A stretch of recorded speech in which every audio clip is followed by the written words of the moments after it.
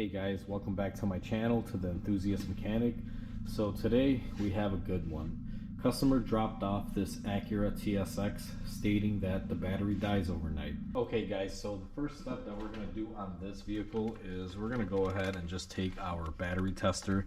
Now you don't need the fanciest thing here, a multimeter would work as well. This is just what I use. So we're going to go ahead and do positive to negative.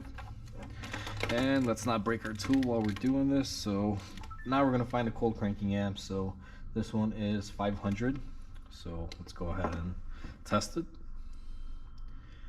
So we're getting a battery low. So just like I suspected, what we have to do in this scenario is we're going to have to fully charge this battery and then do some more testing to see if the battery is good. But before we do that, let's go ahead and just measure voltage when the engine is running. So let's set my tester here to voltage. Now I'm gonna leave you guys hanging out here and I'm gonna go and start the engine. So what I'm looking for right now, as far as what I see, this is not meeting the standards. Right now at idle, we are basically at 12.31 volts. So this is well under the spec that we need to be able to run this engine. Now, since the battery is low, I will probably charge up the battery. So let's go ahead and turn this off real quick. So I've gone ahead and I installed my battery charger onto the vehicle. So we're gonna let this battery charge up. This is probably gonna take about an hour or so. So once everything is fully charged, guys, I'll be back with you guys to do the further testing that we need to do to verify if it's the alternator. So now that we got the battery charger off, guys, what we're gonna want to do, and this is just what I do, is I turn on the headlights just to dissipate some voltage. But before we do that, let's hook up our battery voltage meter and let's see where we're at on the battery.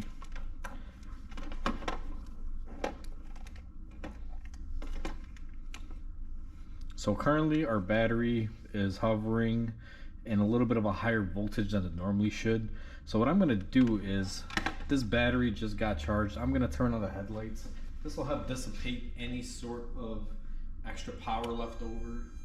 So I'm just gonna turn that on and you can see that as soon as the headlights came on, we're at about 12.3 volts.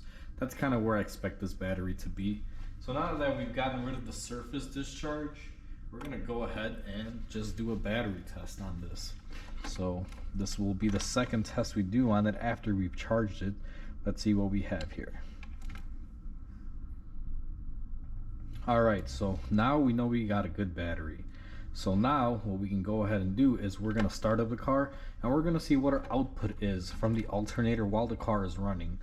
Remember, the whole point of us charging the battery and then retesting the car while it's running is to essentially see if the battery was bringing down the alternator. So now if I turn this on and I'm still getting 12.3 volts, that tells me my alternator is no longer outputting the voltage it needs to. So let's go ahead and start the car. Okay guys, so if we're looking at our battery voltage now after we have charged the battery up, as you can see, it's getting up there. So we're in upwards of about 14.5 now. Most people would say this is a good test. So what we're gonna do now is we're gonna actually load up the alternator. Let's see if this thing can actually handle the high amps. So we're gonna be turning on the headlights, the rear window defroster, and we're gonna be turning on the heater AC system. So let's see what happens when we do that. You should see these numbers fluctuate.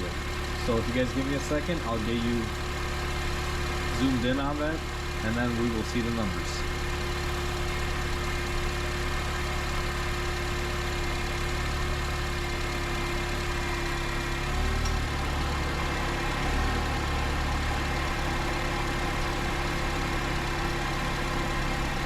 So if you guys can see this right here, I went inside the car and I basically turned on the heater, the headlights, and I turned on the rear window defroster. Right now my current voltage is at 12.17.